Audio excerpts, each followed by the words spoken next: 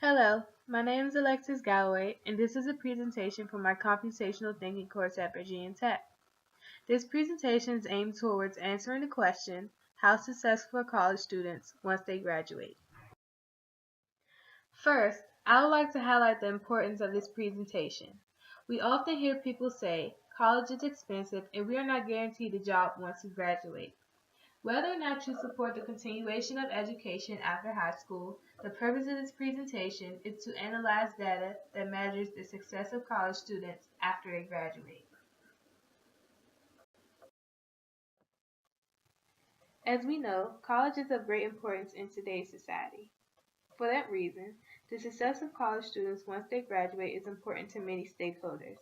For example, we have parents who are investing in their child's future. The parents want to ensure that their child continuing their education will bring success to their child down the road. Students themselves are interested in this information because they are the actual agents that will be attending the college and reaching for success after they graduate. The institution is the college the students will be attending. The institution needs to make sure that their students have access to all the resources needed to bring their students success after they graduate. That way, the institution can prove to the parents and the students that they should invest their money in that college. This information is valuable to academic advisors because these are people who actually motivate students to continue their education. Knowing the effect of a college education on the success of a student will help academic advisors decide which direction to send their students in. Another stakeholder is the employer.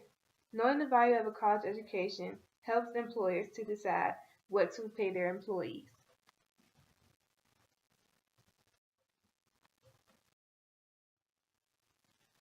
The data we are going to be analyzing was collected from the American Survey between the years 2010 and 2012.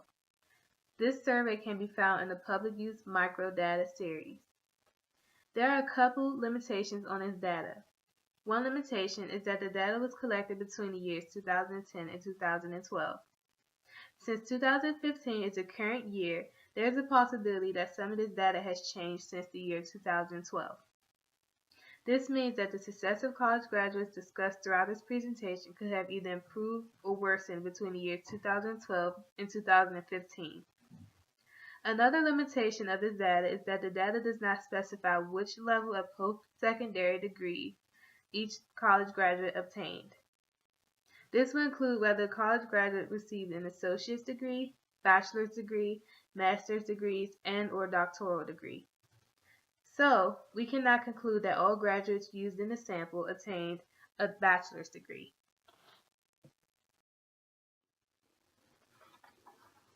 The data used in this project is an abstraction of a real-world entity.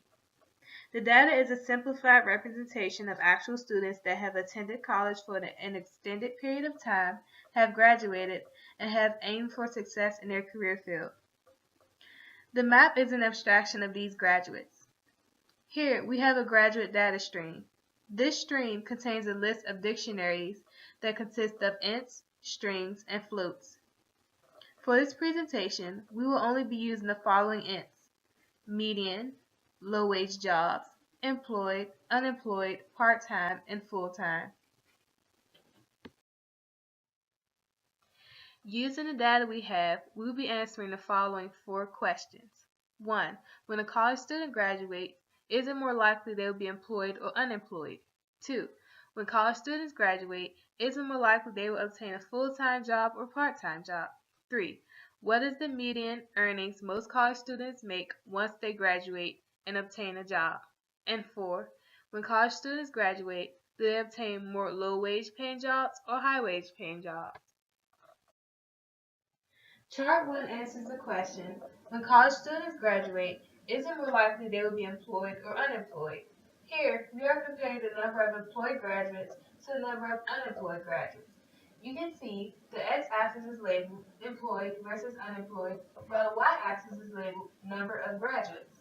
This chart shows that there are about 5.5 million graduates that are employed and less than 1 million graduates that are unemployed. As a result, the answer to this question is, when college students graduate, they are more likely to be employed than unemployed. Chart 2 answers the question, when college students graduate, is it more likely they will obtain a full-time job or part-time job? Here, we are comparing the number of full-time and part-time jobs college students acquire. You can see that the x-axis is labeled full-time versus part-time, while the y-axis is labeled number of graduates.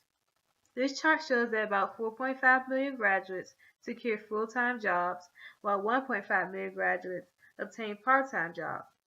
Consequently, the answer to this question is, when college students graduate, it is more likely that they will obtain a full-time job. Chart 3 answers the question, what is the median earnings most college graduates make once they graduate and obtain a job? Here, we are measuring the median earnings of graduates. You can see the x-axis is labeled median earnings and y-axis is labeled number of graduates.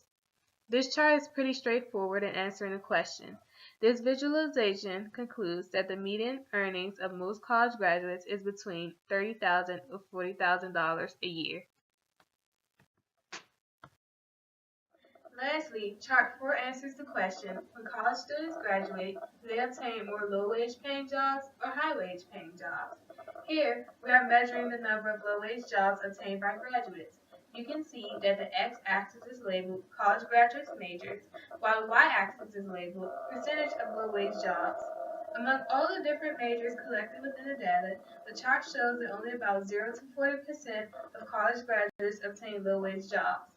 One can infer that the remaining 60% of college graduates obtain higher paying jobs.